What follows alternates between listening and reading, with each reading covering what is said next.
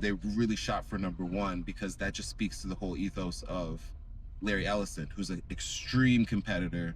So this is like in the 80s right now, where they're starting to release their products. And one thing that I did hear about him as well is that he said the reason why we were able to make a space in this relational database market is because IBM didn't believe in their product. That was part of it, yeah. And so they just didn't push it. But they had released a version of the relational databases 5 years prior to Oracle releasing, especially in tech. But they didn't give out the error codes and all the little things that you needed to make it work. And so Oracle ended up having to figure those things out for themselves. But when they did, they released aggressively. And not just in the software space, the enterprise software space, but in almost everything he does.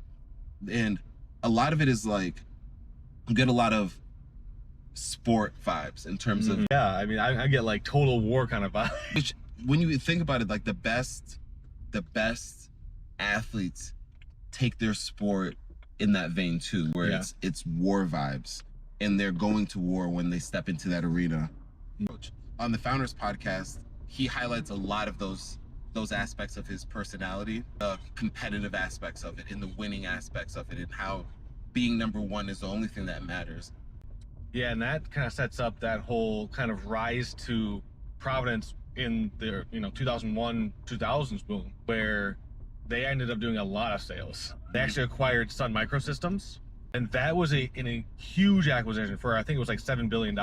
Huge acquisition that really put them on the map in terms of being a software provider and having the infrastructure and the company to actually get to every developer in the world, right?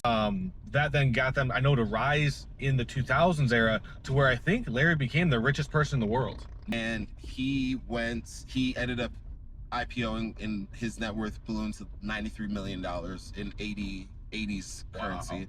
And it was short-lived because soon after Bill Gates and Microsoft IPO'd, because about 8 years later, he picked out Microsoft as the big bad enemy that he wanted to get. He painted himself as a babyface and Microsoft as a heel. For people that aren't familiar, the 90s was just the monopoly Microsoft.